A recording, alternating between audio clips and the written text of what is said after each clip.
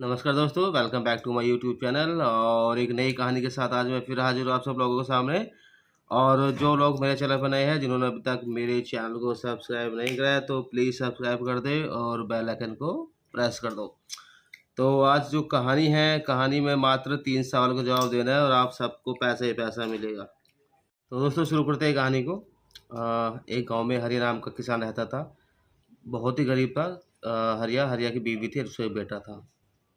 तो जब भी गांव में शादी वगैरह हुआ करती थी या किसी फंक्शन हुआ करता था, तो गांव के लोग उसको बुलाते नहीं थे, मतलब इग्नोर क्या करते थे उसको कि यार ये तो गरीब है, इसको क्या बुलाए, ये कल को उसके घर में शादी वगैरह होगी तो ये किसी को क्या दावत देगा, क्या भोज खिलाएगा। तो ये बात हरिया की बीवी को बहुत ज़्यादा दुखती थी। वो कहते थे कि गांव में हम लोगों को बुलाते ही नहीं है, भोज पे बुलाते ही नहीं है। तो हरिया इस पे कहता था कि कोई नहीं, कभी ना कभी तो हमारे दिन भी अच्छे आएंगे। अब धीरे धीरे समय बीतने लगा और जब समय बीतने लगा तो हरिया का बेटा भी बड़ा हो गया। जब हरिया का बेटा बड़ा हुआ तो पड़ोस के गांव में हरिया का एक दोस्त साहूकार रहा करता था। तो वो किसी काम से हरिया के गांव आया, तो हरिया के घर पर भी वो मिलने के लिए उससे आ गया।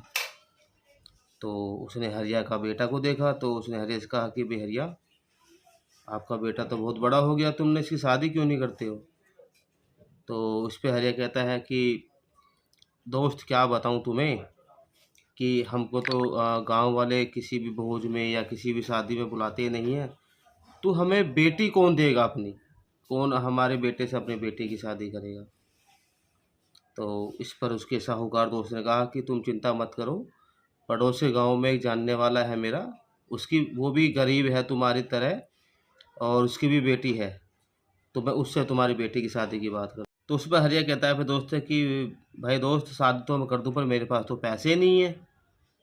तो उसका दोस्त कहता है कोई नहीं, मैं तुमको 200 रुपये दे दूंगा उधार और तुम मुझे 2 महीने में चुका देना, और मैं कोई बिना ब्याज के दूंगा, मैं उस पर कोई ब्याज ब्याज भी नहीं लूँगा। तो उसने बोला ठीक है, तुम मुझे 200 रुपये दे दो और मैं तुमको 2 महीने बाद चुका दूंगा। दोनों का रिश्ता हो गया, शादी हो गई। शादी होने के बाद बहू घर पर आ गई तो 2-4 दिन में उनको देखने लगा कि जब घर में काम होता है तो सभी कमाने के लिए जाते हैं, वरना घर में खाने के लिए भी दिक्कतें होती। तो एक दिन सुबह सुबह कोई साहूकार भी घर में आया और उन्होंने बोला, हरिया को आवाज़ लगाई। तो हरिया की बहू ने कहा कि आप मत ना बाहर जाओ, मैं बाहर जाती हूँ। बहू का मतलब उसके बेटे की बहू। तो उन्होंने पूछा कि हाँ जी बताइए क्या काम है। तो उन्होंने बोला हरिया कहाँ है। तो बोला हरिया ये जी यहीं है, बताइए क्या काम है। तो उन्होंने बोला कि बारिश का समय आ गया है और मुझे अपने जानवरों के लिए छान बंधवानी है, तो उसको भेज देना मेरे घर पे। तो उन्होंने बोला कि ठीक है, मैं बाबूजी को भेज दूंगी, लेकिन आप पैसे कितने दोगे। तो उन्होंने बोला कि मैं दे दूंगा हर बार की तरह 50 रुपये। तो उन्होंने बोला नहीं, 50 रुपये से काम नहीं चलेगा, अगर आपको छान बंधवानी है तो आपको 200 रुपये देने होंगे। तो वो साहूकार कहता है कि 200 रुपये तो बहुत ज़्यादा है। उन्होंने बोला कि नहीं नहीं, 200 रुपये बिल्कुल सही है, आप अगर बोलते हो तो मैं भेजती हूँ बाबूजी को। तो उन्होंने बोला ठीक है, तुम भेज दो।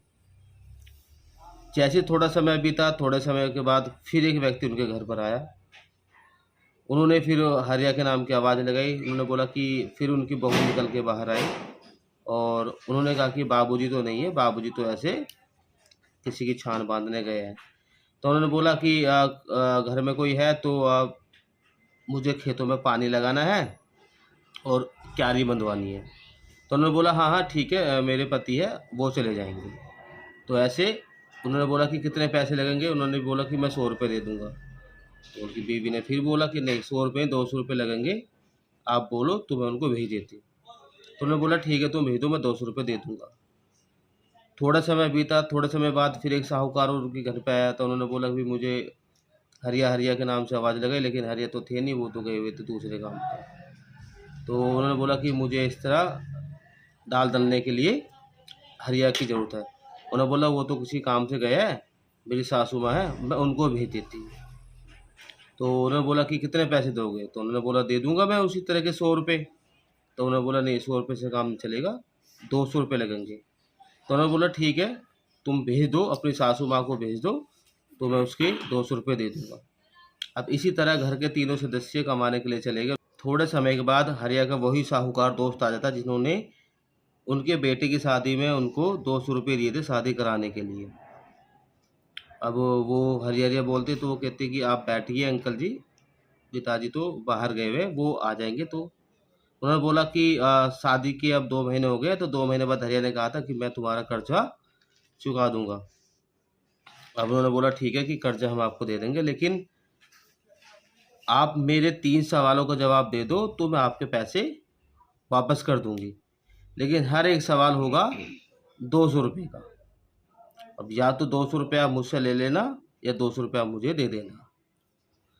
तो वो कहता है ठीक है, आप मुझसे सवाल पूछो। वो सवाल पूछने के लिए तैयार हो जाता है, लेकिन शर्त ये होती है कि हर सवाल 200 रुपये का होगा, जो हारेगा वो उसको 200 रुपये देगा। अब जो साहूकार था उसने सोचा ठीक है 200 रुपये तो मेरे है ही, और पैसे कमाने का मुझे मौका मिल जाएगा तो मैं और पैसे भी कमा लूँगा, क्योंकि साहूकार लालची आदमी था। तो उन्होंने बोला कि ठीक है मैं बता देती हूँ कि घर के तीनों सदस्य कहाँ गए हैं।